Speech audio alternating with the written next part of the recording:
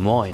Ich freue mich, dass du wieder eingeschaltet hast zu diesem Video, wo es um die philippinische Insel Siargao geht. Ich möchte meine Eindrücke heute an dich weitergeben. Es geht zum Beispiel darum, was für wunderbare Erlebnisausflüge du auf und um Siargao machen kannst, was es zu essen gibt, auch als vegan lebende Person. Ich erzähle ein bisschen über mein erstes Hotel, Stromausfälle auf der Insel, Sport, Wetter und wie man von A nach B kommt. Also wenn du wissen willst, wie meine erste Zeit auf Siargao war, dann bleib dran und schau dir dieses Video an. Und ich fange jetzt vielleicht mal mit dem Transport an und da geht's los mit der Anreise nach Siargao. Ist vielleicht mit der Grund, weswegen ich bisher auch noch nicht dort war. Es ist doch relativ kompliziert dorthin zu kommen, denn nach Siargao kommt man halt aus so einem asiatischen Drehkreuz wie Bangkok beispielsweise nur mit Umsteigen in Manila oder Cebu. Das hat relativ lange gedauert mit meinen Reisedaten. Also ich beispielsweise bin über Cebu angereist nach Siargao und hatte allein in Cebu von morgens früh und ich glaube 6:30 an einen 9-stündigen Aufenthalt in der Nähe des Flughafens. Geht sicherlich auch anders, aber für mich in der günstigen Verbindung war das die Geschichte. Wie ich angereist bin von Berlin nach Siargao, das könnt ihr im letzten Video sehen, also im ersten dieser Serie über meine Reise. Und wenn ihr sowieso kein Video mehr verpassen wollt von meiner Reise durch Südostasien, also die Philippinen und auch Thailand, dann abonniert auf jeden Fall meinen Kanal und aktiviert die Glocke, denn dann bekommt ihr immer eine Info, wenn es ein neues Video gibt. Ja, aber wenn es darum geht, wie man so rumkommt, ist es relativ easy auf der Insel, muss man ganz ehrlich sagen. Wenn man vom Flughafen in Siargao zu seinem Hotel möchte, dann gibt es so eine touristischen Minivans. Die muss man nicht im Vorfeld buchen. Das kann man übers Hotel ganz oft schon machen. Also die fragen, ob man das will, aber kann man auch völlig unkompliziert vor Ort machen. Wenn man aus dem Flughafen rauskommt, wird man direkt gefragt und der Preis ist auch einheitlich. Und einheitlich heißt, das sind 300 Pesos pro Person. Da sind dann auch noch andere Leute mit in dem Van, die zu ihrem Hotel wollen und man wird dann der Reihe nach rausgesetzt. Wenn man auf der Insel erstmal angekommen ist und sehr flexibel sein möchte, dann kann ich den Roller empfehlen. Unser deutscher Führerschein gilt auch in den Philippinen. Allerdings sei euch gesagt, die meisten Motorräder oder Motorbikes, Scooter, die ihr dort mieten könnt, die haben eigentlich zu viel Power für euren Führerschein. Nichtsdestotrotz, wenn ihr einen Führerschein habt, dann könnt ihr dort vor Ort relativ easy, ich habe in General Luna und ich vermute, es wird auf der ganzen Insel sein, 350 Pesos pro Tag zahlen müssen. Das ist jedenfalls der normale Preis. Je nachdem, wie lange man bucht, kann man vielleicht auch noch einen größeren Rabatt raushauen. Tankstellen gibt es auch überall. Also ziemlich überall, sage ich jetzt mal so. Ist ganz witzig, denn wir haben es auch geschafft, einmal unser Motorbike leer zu fahren. Aber dann war das kein Problem. Ich glaube, wir sind 5 Minuten zu Fuß gelaufen, selbst außerhalb meiner Ortschaft. Und dann haben wir, ich glaube, eine 1,5 Liter Flasche Cola gefüllt mit Benzin bekommen und konnten erstmal wieder so viel auftanken, dass es dann auch weiterging. Wenn man sich kein Motorbike mieten möchte, dann kann man die Tricycles vor Ort nehmen. Die Tricycles sind ja wie so Tuk-Tuks, kennt man das aus Thailand, dreirädige Geschichten. Da sind auch, glaube ich, solche Art Vespa, Piaggio, Mobile mit dabei. Da kommt man auf jeden Fall auch mit mehr als einer Person um die Ecke. 3 bis 4, glaube ich, ist möglich, gibt aber auch größere Varianten und da ist der Preis ziemlich variabel, kann also ausgehandelt werden. Ich muss aber ganz ehrlich sagen, meiner Erfahrung nach sind die Preise da schon relativ fair. Also ihr werdet dort nicht so über den Tisch gezogen, wie das in aller Regel in Thailand der Fall ist. Ich muss ganz ehrlich sagen, das Tricycle habe ich, glaube ich, 2 oder 3 Mal benutzt. Einmal, als ich mein Hotel gewechselt habe und dann nochmal, als wir, glaube ich, als wir das Motorrad von Gringo abgeben mussten, weil wir dann weiterreisen wollten. Und das war preislich völlig in Ordnung. Ansonsten sind wir immer mit dem Motorbike unterwegs gewesen, was ziemlich easy ist auf Siargao, denn die Straßen vor Ort sind jetzt nicht die besten. Also man sollte schon auch vorsichtig fahren und möglichst immer einen Helm tragen. Aber es ist nicht so viel Verkehr, dass man da irgendwie in großer Gefahr wäre. Ansonsten gibt es auch noch so eine Local Buses, also so eine größeren Busse, die aussehen wie so umgebaute Schultrucks. Da muss ich aber ganz ehrlich sagen, habe ich jetzt gar nicht so viele gesehen und es auch gar nicht ausprobiert. Aber wer das natürlich auch mal ausprobieren möchte, kann das auch machen, wenn ihr Erfahrung damit habt.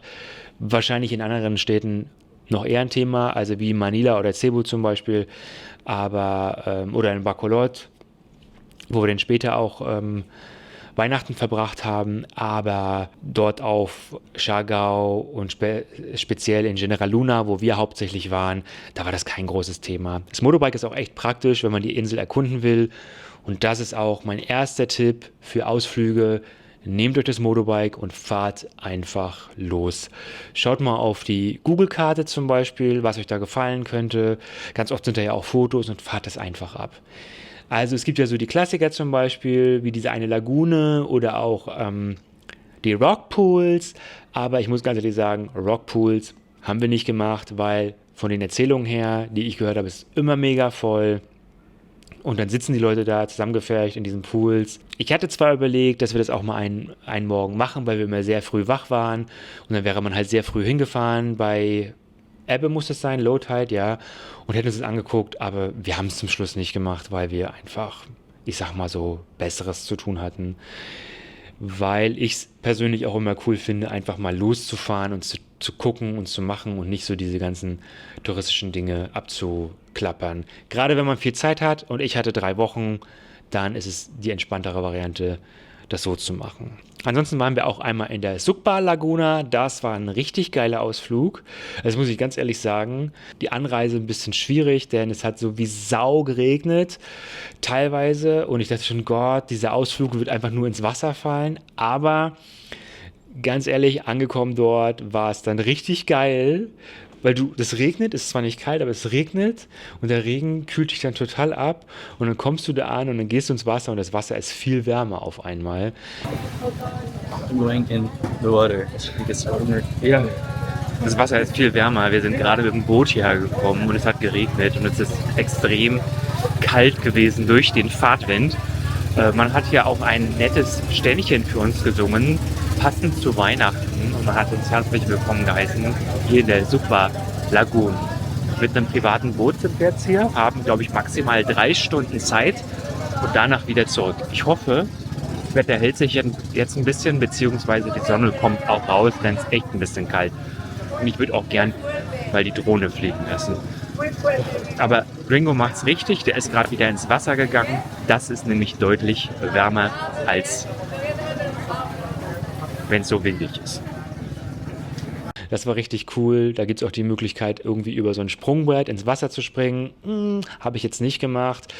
Habe immer so ein bisschen mit Höhe so ein Problem, beziehungsweise auch Angst, dass man da reinspringt und sich sonst was bricht oder so. Ja. Man kann hier auch sich ein Kajak leihen für 300 Pesos. Oder auch so ein Crystal-Kajak, also wo man durch den Boden durchgucken kann.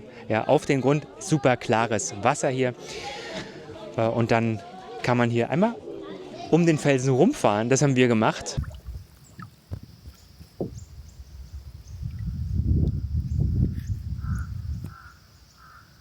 Nur Natur zu hören hier in der Sugba Lagune. Nicht weit von hier ist der Touristenstandort, ja, also wo die ganzen Touris sind, wo wir vorhin auch waren. Aber hier ist Ruhe, in so einer abgeschiedenen kleinen Bucht. Richtig schön zu genießen. Ansonsten, das kennen wir ja aus Thailand und Co., wie gesagt. Dort, wo Tourismus stattfindet, da ist auch ordentlich Trubel und ist auch schön. Hier sind die ganzen Familien.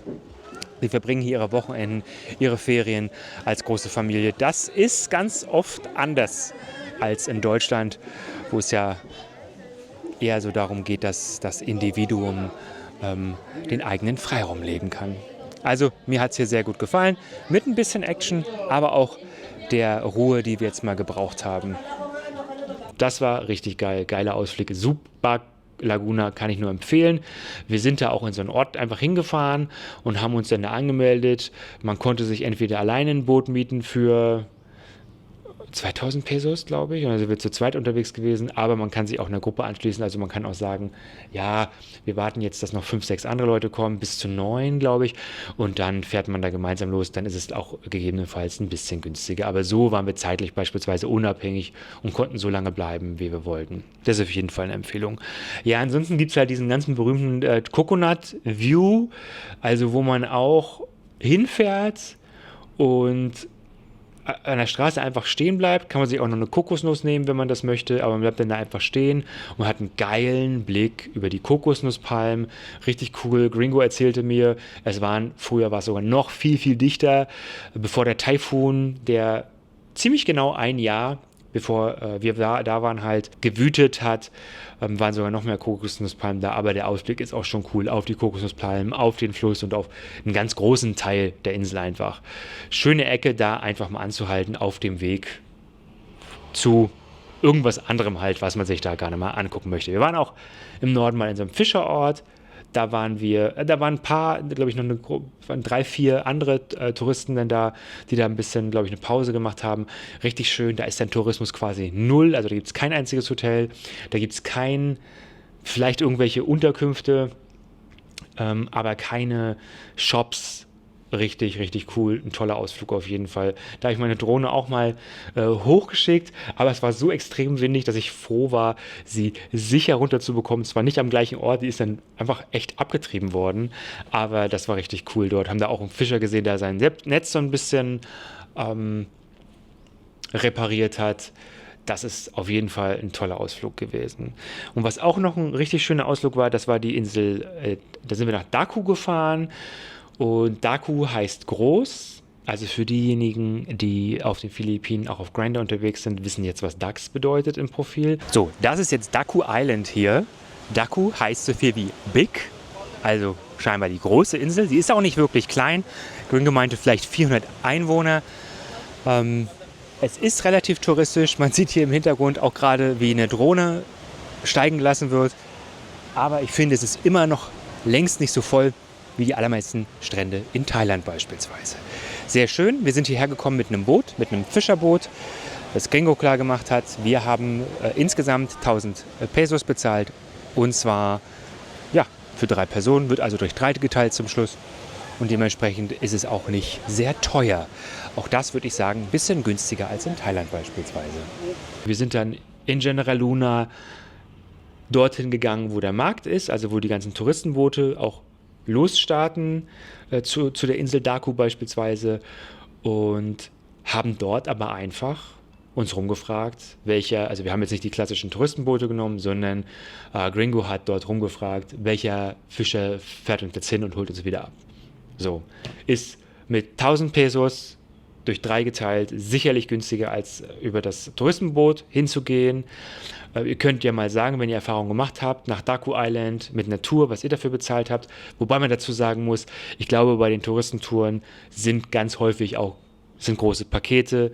Da hat man dann zum Beispiel auch das Essen mit dabei, wenn man auf Daku ist. Also da gibt es so ein großes Restaurant und dann gibt es ein Buffet. Aber so ein Buffet ist für mich immer ein bisschen schwierig als Veganer. Deshalb oder Intervallfasten, der sowieso erst super spät ist, wenn das Essen dort vielleicht schon abgebaut ist wieder. Also war die Variante für uns eine abgespeckte und super easy Variante für 1000 Pesos. Aber wie gesagt, wenn ihr da Erfahrung habt, dann schreibt das gerne. Wenn man auf Daku ist, dann hat man einen wirklich wunderschönen Strand, der auch mehr oder weniger leer ist. Also klar, das ist schon Tourismus, überhaupt gar keine Frage, aber das ist überhaupt nicht mit Phuket oder Krabi in Thailand zu vergleichen. Also viel, viel weniger. Hatte auch gerade schon eine Kokosnuss und bei der Kokosnuss muss man sagen, für 60 Pesos, so viel kostet sie auch drüben in General Luna. Also was mehr Festland ist, obwohl es ja auch eine Insel ist, Siargao. Von daher finde ich ganz fair. In Thailand zahlt man auf den kleinen Inseln, wo so ein bisschen die Verfügbarkeit nicht ganz so hoch ist, deutlich mehr. Teilweise 3-mal so viel wie in der normalen Stadt dann. Also von daher, auch das ist ein ganz faires Angebot, finde ich. Es gibt dann so Shakes noch und Eistee-Varianten, ganz netten und interessanten Laden dort auch. Und für 350 Pesos kann man sich wie so eine kleine Hütte am Strand mieten, wo man mit Freunden dann auch essen kann. Das ist ein Tisch, der ist überdacht und da kannst du dann einfach sitzen und das Ganze so ein bisschen überdacht genießen einfach, ein bisschen mehr Schatten. Allerdings, ja, wir haben uns da auch einfach mit so einem Handtuch unter den Baum gelegt und das war auch cool. Das Wasser auf Daku ist einfach der Hit. Großartig, richtig geil, richtig toll, hat uns richtig gut gefallen. Und ich habe das erste Mal dort im Ozean meine Augen geöffnet, nachdem ich habe meine Augen lasern lassen. Denn ich hatte ja eine Femtolasik, also ich habe früher eine Brille getragen oder ganz starke Kontaktlinsen mit -7 und brauche das jetzt alles nicht mehr und habe das erste Mal unter Wasser im Ozean meine Augen geöffnet. Was ganz schön geil war. Aber ich muss auch ganz ehrlich sagen, ich habe erhofft, dass man mehr sehen kann. Man sieht ja gar nicht so viel darunter. Dann doch lieber wieder mit Schwimmbrille. Augen geöffnet habe ich nicht nur dort, sondern auch in meinem Pool in der ersten Unterkunft. Das war nämlich das Kalipay Resort. Nicht ganz billig, aber echt schön und auch mit dem Pool.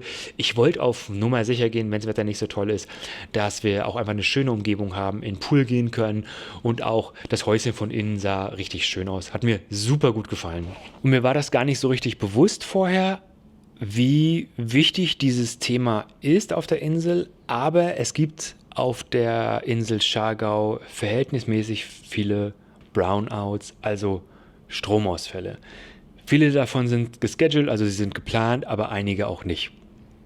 Und das bedeutet, wenn Stromausfall ist, ja, was bedeutet das in einem tropischen Land? Klimaanlage fällt aus. Jedenfalls dann, wenn die Unterkunft keinen Generator hat. Und das Kalipay hatte einen Generator. Das war zeitweise ganz schön laut, ehrlich gesagt. Aber als wir da waren, gab es häufiger Stromausfälle, gerade zum Anfang. Und ich glaube, einer ging sogar 1,5 Tage lang. Und wenn du 1,5 Tage lang keinen Strom hast, dann kann das ganz schön anstrengend sein. Ich bin gar nicht so ein mega Klimaanlagen-Fan. Ich kann also auch ohne leben, aber ich habe mitbekommen, dass einige Touristen ja gar nicht so richtig schlafen konnten. Gerade wenn du neu ankommst, aus der Kälte vielleicht, dann ist es gar nicht schlecht, wenn du erstmal ein bisschen Klimaanlage hast. Und ja, ich habe zum Beispiel auch wir haben dort jemanden kennengelernt und da habe ich auch die Unterkunft gesehen, wo ich auch erst überlegt hatte, die zu buchen. Und es war ein ganz schön kleines Zimmer. Und da weiß ich, wenn es da keine Klimaanlage gegeben hätte für die Zeit, dann wäre es für mich schon unangenehm gewesen. Deshalb ist ein Generator echt praktisch. Und wenn ihr viele Fotos machen wollt und viel filmen wollt, dann ist es natürlich, oder wenn man auch unterwegs sein will und mit dem Handy natürlich dann auch filmt, ja, dann will man das auch wieder aufladen können. Und dementsprechend war ich da ehrlich gesagt froh, dass es den Generator in dieser Unterkunft gab. Also fragt gegebenenfalls an, wenn ihr da hinreist, ob es einen Generator gibt oder nicht. Oder ihr könnt halt ohne das leben. Ist natürlich auch kein Thema. Die hatten auch ein schönes Café, was aber alles relativ teuer war. Also zum Beispiel dort habe ich mein Motorbike für einen Tag aber nur gemietet. Die wollten 550 Pesos haben, statt überall anders eigentlich 350 Pesos. Also auch in dem zweiten Resort, in dem ich war, hat es 350 Pesos nur gekostet. Und deshalb, ja, schaut auch ein bisschen auf den Preis, es sei denn, ist euch total egal. Aber der Pool war echt schön und es muss ja auch bezahlt werden. Also das habe ich auch viel genossen, den Pool. Wenn du mal nicht an den Strand willst, dann ist das sicherlich auch eine nette Variante. Oder wenn es regnet und du sagst, da willst du trotzdem mal kurz ins Wasser, dann ist der Pool auf jeden Fall eine coole Geschichte, muss ich sagen. Aber jetzt mal zu einem ganz wichtigen Thema, weswegen ich beispielsweise das Kalipay mit nicht ganz so billig gebucht habe, weil man kann deutlich günstiger auf Siargao unterkommen, wenn es einfacher ist. Kalipay gebucht habe und die zweite Unterkunft war eine bisschen bessere Unterkunft. Und zwar habe ich das getan, weil ich große Angst hatte, dass das Wetter sehr schlecht werden würde. Denn der Dezember ist neben dem Januar der Monat mit dem schlechtesten Wetter und es kann wirklich sehr, sehr viel regnen. Und bevor ich gekommen bin, habe ich auch immer wieder gehört, es regnet, es regnet, es regnet. Es hat tagelang durchgeregnet.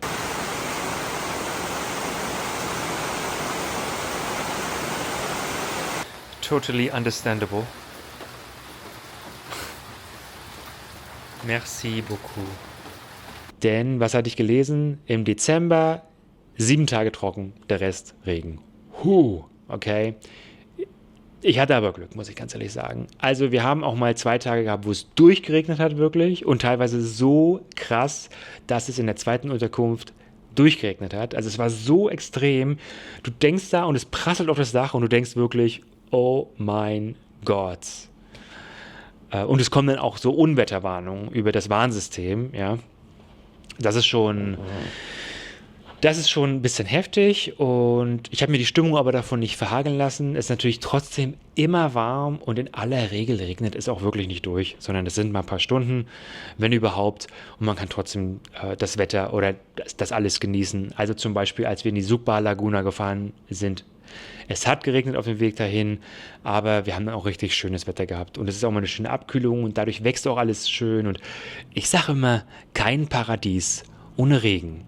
Aber ja, das Wetter auf Siargao ist ein bisschen anders als auf den Rest der Philippinen, hat mir Gringo auch gesagt. Also Siargao ist eine Ausnahme. Man kann im Dezember und im Januar auch deutlich besseres Wetter, ja gerade auf den touristischen Inseln bekommen. Siargao ist eine Ausnahme. Würde ich es wieder machen? Ich glaube schon, weil Dezember, Januar einfach meine Reisezeit ist, weil ich da Deutschland einfach mal den Rücken kehren möchte. Aber trotzdem sollte man wissen, dass man glaube ich, das beste Wetter dort auch wirklich im Juni und Juli hat. Also das hat mir auch eine Freundin erzählt, die hat richtig tolles Wetter gehabt. Ja. Essen auf Siargao zum Beispiel. Und Essen ist für mich also ein bisschen was ganz Spezielles, denn ich bin vegan. Ich sage jetzt mal, zum größten Teil vegan. Denn wenn man in Südostasien unterwegs ist, dann werden auch schon mal Kompromisse von einem abverlangt. So sehe ich das jedenfalls. Muss man vielleicht nicht zwangsläufig, aber seitdem ich unterwegs bin jetzt hier in den letzten Wochen, habe ich auch nicht vegan gelebt. Also habe ich auch Sachen gegessen, die doch dann tierischen Ursprungs sind. Aber vor allem, weil ich entweder Menschen nicht vor den Kopf stoßen wollte, ich Essen nicht wegschmeißen lassen wollte oder auch, weil ich mich selbst nicht beschneiden wollte in meinem Genuss. Also gesagt habe, es ist auch mal eine Zeit, bestimmte Sachen auszuprobieren. Aber dazu komme ich später nochmal. Denn Essen gibt es in General Luna oder halt auch auf Siargao allgemein genug.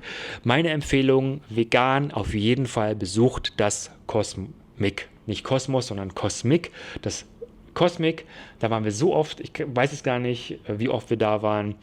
Da gibt es vor allem Local Kost, also die ganzen Gerichte von Siargao oder den Philippinen veganisiert. Also die arbeiten mit Weizengluten und Tofu ganz viel. Es ist unglaublich. Also es gibt da so eine Art Schweinebauch geröstet. Das ist, also natürlich, ich habe davor ewig kein Schwein gegessen, aber das war für mich, das war richtig, richtig lecker. Und Gringo, der ja auch Fleisch isst, sagt, ja, es hat ihm auch gefallen und auch geschmacklich kriegt man so die Local Kost mit. Ich glaube, für Leute, die sich ausschließlich vegan ernähren wollen, geht jeden Tag ins Cosmic. Schaut auf jeden Fall bei Instagram rein, die sind auch bei Instagram und bei Google Maps. Ich versuche euch übrigens auch alle meine Empfehlungen oder Sachen, von denen ich hier erzähle, in der Videobeschreibung zu verlinken. Wenn ihr Empfehlungen habt, auch unbedingt reinhauen. Egal, ob das jetzt Spots sind, die man sich angucken sollte, Restaurants oder Co. Also Cosmic ist auf jeden Fall eine Empfehlung. Ist manchmal ein bisschen chaotisch, also wenn es richtig voll ist, dann dauert es auch mal ein bisschen länger. Die Küche ist, ich würde jetzt mal sagen, gechillt. Ja, es dauert alles, wie gesagt, ein bisschen. Manchmal, aber es ist oft genug auch einfach mal nicht viel los und dann kriegt man da richtig gute Sachen richtig schnell. Wir waren auch in Barbosa. Barbosa ist Restaurant, Bar, wo Gringo als Sous-Chef arbeitet. Die öffnen erst 17 Uhr jeden Tag, weil die mehr auch so einen Barbetrieb haben und auch Disco machen dort. Da gibt es jetzt nicht viel 100% vegan. Also es gab einen Salat, glaube ich, und so fermentierte Bratkartoffeln, sehr interessant. Mit dem berühmten Bananenketchup, auch interessant. Also so eine spezielle Kost aus den Philippinen.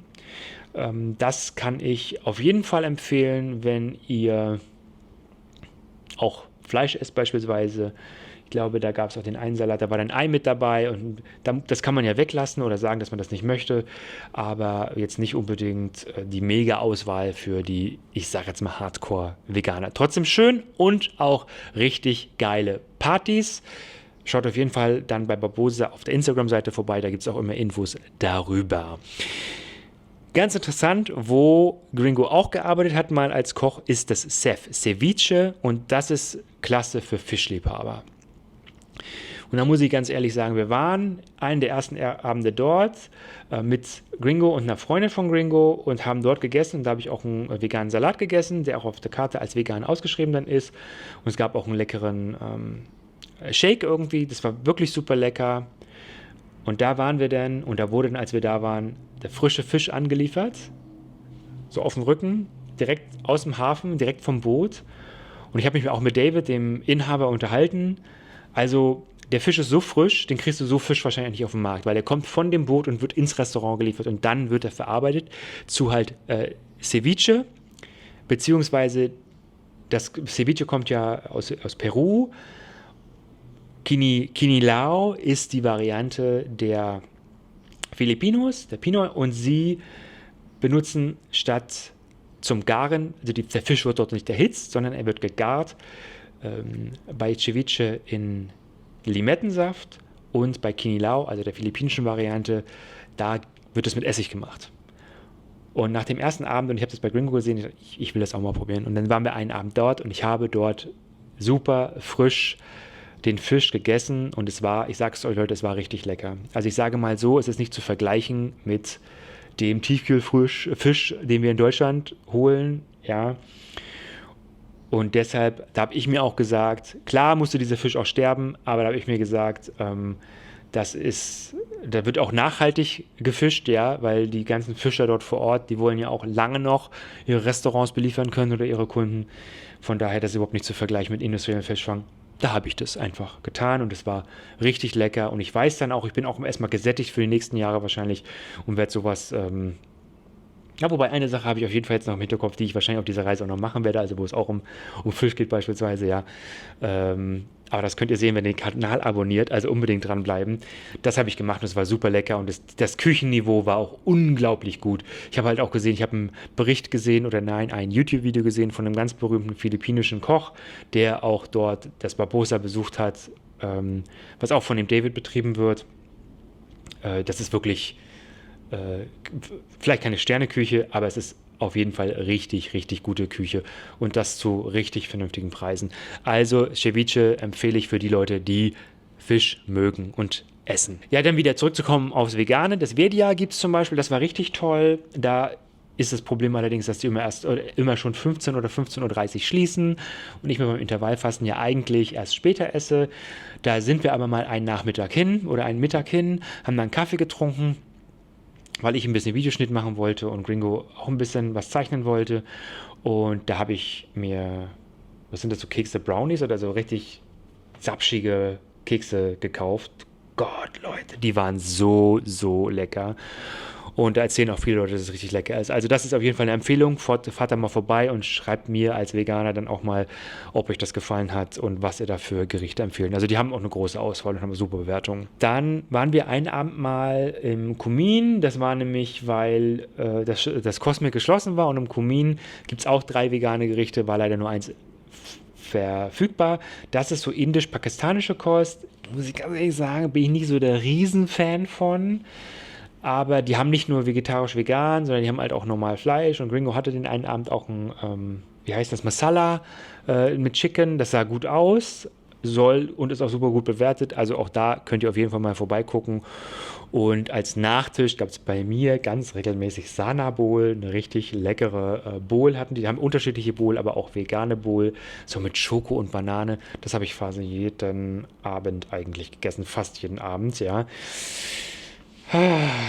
Aber das war wirklich super, super lecker. Das ist auf jeden Fall meine Empfehlung. Es gibt gegenüber vom Sana Bowl noch Buana oder Buanana. Egal, ich verlinke es auf jeden Fall mal. Und die machen so Nice Cream, also vegane Eiscreme. Das war okay, hat super Bewertungen. Für meinen persönlichen Geschmack war es, wie gesagt, okay. Aber viele Leute lieben das auch. Und da kann ich nur sagen, geht dahin, Leute. Das ist unterstützenswert, wenn man sich vegan ernährt. Und viele Leute lieben das. Ich fand Sana Bowl besser und bin dann einfach jeden Abend zu Sana Bowl gegangen. Oh, was es auch gab und was ich auch probiert habe, zumindest eine kleine Ecke, auch wenn ich vegan bin, ist Balut. Und Balut ist Ei. Entenei auf so und so viele Tage gebrütet, wo man also schon, ist das ein Embryo? Dieses kleine Tierchen sieht, was dort entsteht. Sicherlich auch, kann man sich darüber streiten, aber das wird dort überall abends verkauft, für sehr wenig Geld auch. Und Gringo hat es gegessen und hat mir das gezeigt. Und ich habe gedacht, das will ich unbedingt auch probieren. Ich habe von dem Gelben so ein bisschen was probiert und es war auch sehr interessant. Ein ganzes hätte ich jetzt nicht gegessen, aber wenn ihr mutig seid und tierische Produkte esst, dann versucht doch mal Balut. Also wie gesagt, abends gibt es da diverse Stände, auch in der Nähe von der Kirche immer, wo ihr Balut bekommt. Das ist eine Spezialität, sage ich mal, einfach vor Ort. Und muss man, ich weiß es nicht, aber ich wollte es mal ausprobiert haben. Ein Spot, den wir auch ganz regelmäßig besucht haben, und zwar, wenn wir im Gym waren, das war Coco Frio. Coco Frio ist ein Laden, wo es Kokosnusskram gibt. Ob jetzt whole, also die ganze Kokosnuss, die man dann ja auch schön auskratzen kann, oder Kokosnussshakes. Also gab auch eine vegane Variante, das ist ja mit Kokosnusszucker gewesen und Kokosnussmilch. Super lecker. Egal, ob du nur die Kokosnuss nimmst oder den Shake nimmst. Dann gab es auch, glaube ich, so ein super-duper, irgendwo gibt es auch Milchvarianten, also richtig lecker. Und da waren wir meistens nach dem Sport, also nach dem Training. Wir waren nämlich regelmäßig auch dort. Und das ist nämlich mein nächster Tipp für Sportliebhaber. Wir waren nämlich regelmäßig im Fitnessstudio dort im Escapo. Das Escapo ist überdacht, aber Freiluft. Richtig toll. Ich habe eine Monatsmitgliedschaft abgeschlossen für 2000 Pesos, weil ich glaube, der einfache Walk-in sind, ich will nicht lügen, aber 500 Pesos oder 300 Pesos. Und für mich war die Monatsmitgliedschaft bei den 3 Wochen auf jeden Fall günstiger.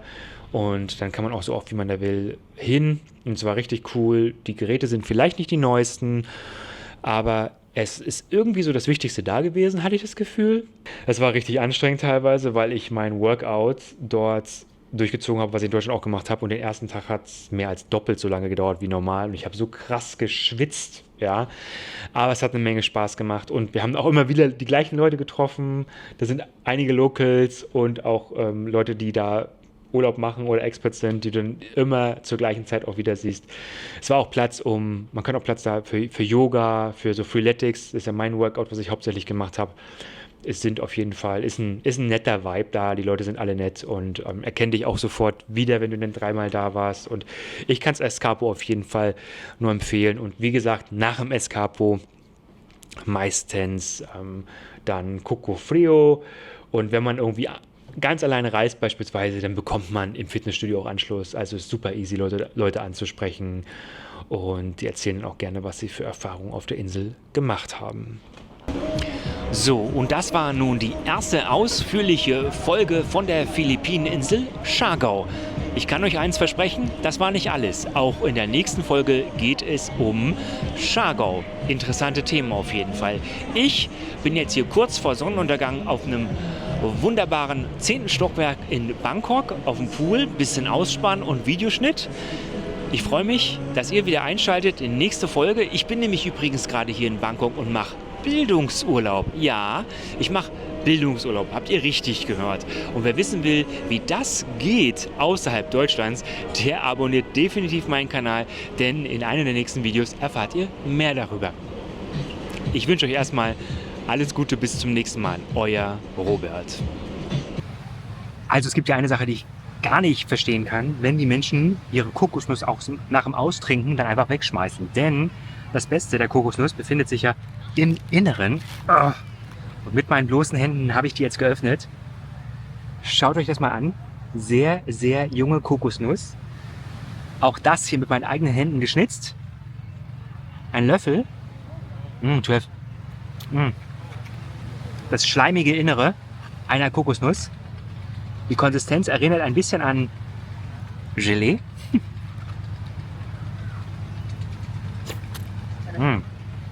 Sehr, sehr, sehr, sehr lecker. Auf jeden Fall extrem lecker. Man kann es auch schlürfen.